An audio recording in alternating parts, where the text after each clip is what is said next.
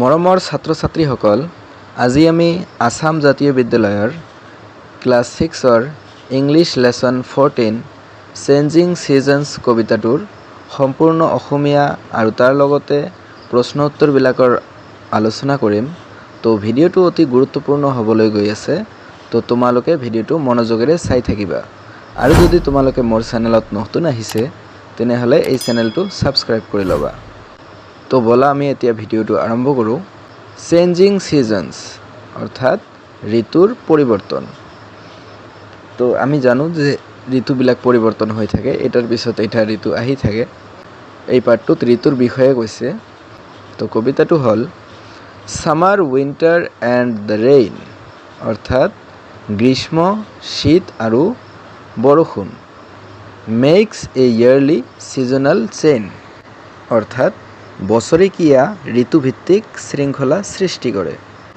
Sum মন্থছ R hot অৰ্থাৎ কিছুমান মাহ গৰম, ছাম আৰ কোল্ড আৰু কিছুমান মাহ ঠাণ্ডা, এণ্ড ছাম মন্থছ আৰু কিছুমান মাহ নেইদাৰ হট অৰ কোল্ড অৰ্থাৎ গৰমো নহয় ঠাণ্ডাও নহয়।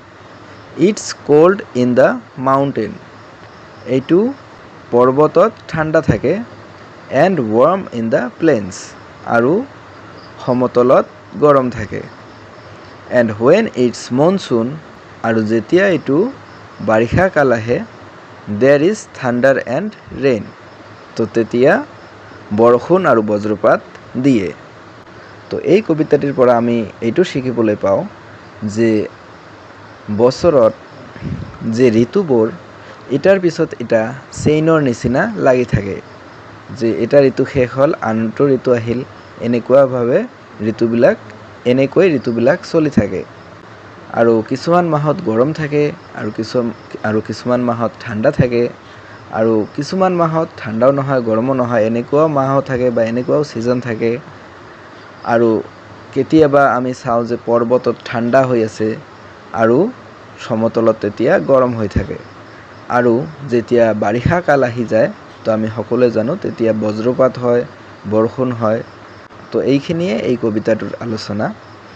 তো এতিয়া আমি ৱৰ্ড মিনিংবিলাক চাম। তো ৱৰ্ড নোটটোত কৈছে ইয়াৰলি। তো ইয়াৰলি শব্দৰ অৰ্থ হ'ল বছৰত এবাৰ হৈ যোৱা এটা ঘটনা। তো ইংৰাজীত কৈছে হেপেনিং ওৱান্স এ ইয়াৰ অৰ্থাৎ বছৰত হৈ যোৱা এটা ঘটনা বা বছৰত হোৱা এটা ঘটনা। যেনেকৈ আমি ইয়াৰলি এক্সামিনেশ্যন পাতোঁ বা ইয়াৰলি কিবা প্ৰগ্ৰাম কৰোঁ, অৰ্থাৎ এক বছৰত একদিন আমি এইটো কৰোঁ। তো গতিকে এইটোক কোৱা হ'ব ইয়াৰলি। ছিজনেল অৰ্থাৎ happening during a particular season, সেইটোও এনেকুৱা যে এটা ঋতুত পাৰ্টিকুলাৰি এদিন হ'ব, সেইটো কয় ছিজনেল। তো এদিন বুলি ক'লে এনেকুৱা নহয় যে এবাৰ হ'ব, আমি এনেকৈও ক'ব পাৰোঁ, কাৰণ এদিন নহয়। ছিজনেল যে এইটো যেনেকুৱা আমৰ ছিজন থাকে, যে এই সময়ত আম থাকে, তো ইয়াৰ এটা পাৰ্টিকুলাৰি সময় থাকে যে 1 মাহ বা 2 মাহ এনেকুৱা ধৰণৰ। প্লেইনছ, তো প্লেইনছ অৰ্থাৎ কি এ লাৰ্জ এৰিয়া অফ ফ্ল্যাটলেণ্ড অৰ্থাৎ সমতল ভূমিৰ এটা বিশাল অংশ, অৰ্থাৎ আমি সমভূমি যাক ক'ব পাৰোঁ, আমি য'ত ঘৰ বনাই থাকোঁ এইখিনিয়ে হ'ল প্লেইনছ। থাণ্ডাৰ, তো থাণ্ডাৰ অৰ্থত বজ্ৰপাত হয়। তো থাণ্ডাৰৰ মিনিংটো হ'ব দ্য লাউড নয়েজ, যেটা বিশাল শব্দ, ডেট ওৱান হিয়াৰ্ছ যে কোনোবাই এজন শুনি পায়, after A flash of lightning যেতিয়া মেঘে মেঘে ঘৰ্ষণ লাগি এটা আলোৰ সৃষ্টি হয়, তাৰপিছত আমি এটা শব্দ শুনি পাওঁ, সেইটো কোৱা হয় থাণ্ডাৰ। তো তোমালোকে ৱৰ্ড মিনিংবিলাক বুজিয়ে পাইছা। এতিয়া আমি কুৱেশ্যন এনচাৰবিলাক আলোচনা কৰোঁ। তো ইয়াত দিছে comprehension. Answer the following question in complete sentence, যে তলত দিয়া প্ৰশ্নবোৰৰ এটা বাক্যত উত্তৰ লিখিবা।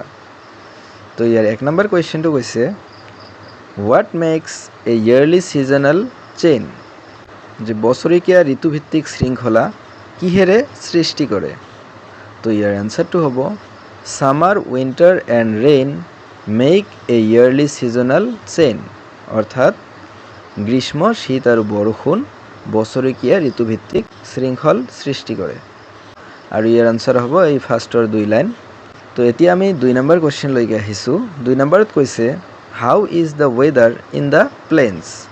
তো আমি আগতে যে পঢ়ি আহিলোঁ, যেতিয়া মাউণ্টেইন বা পৰ্বতত ঠাণ্ডা থাকে তেতিয়া সমতলত কেনেকুৱা বতৰ থাকে।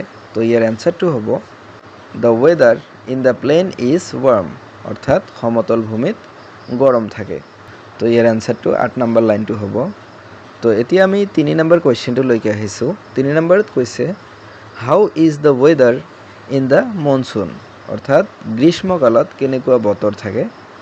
তো ইয়াৰ এনচাৰটো হ'ব there is thunder and rain in the monsoon, অৰ্থাৎ গ্ৰীষ্মকালত বৰষুণ আৰু বজ্ৰপাত থাকে। তো এইটো একেবাৰে শেষৰ লাইনটো হ'ল ইয়াৰ এনচাৰ। তো মৰমৰ ছাত্ৰ ছাত্ৰীসকল, এয়া আছিল এই পাঠটোৰ সম্পূৰ্ণ প্ৰশ্ন উত্তৰ বা অসমীয়া আলোচনা। তো তোমালোকে যদি ক্লাছ 6ৰ বাকীবিলাক পাঠৰ প্ৰশ্ন উত্তৰবিলাকৰ ভিডিঅ' চাব বিচৰা তেনেহ'লে মোৰ চেনেলটো ছাবস্ক্ৰাইব কৰি লোৱা। আৰু তোমালোকে কাষত 2টা ভিডিঅ'ৰ লিংক দেখিবলৈ পাই আছা। এইবিলাক ক্লাছ 6ৰ পাঠৰ প্ৰশ্ন উত্তৰ বা অসমীয়া আলোচনা হয়। তোমালোকে তাত ক্লিক কৰিও বাকীবিলাক প্ৰশ্ন চাব পাৰা। ধন্যবাদ।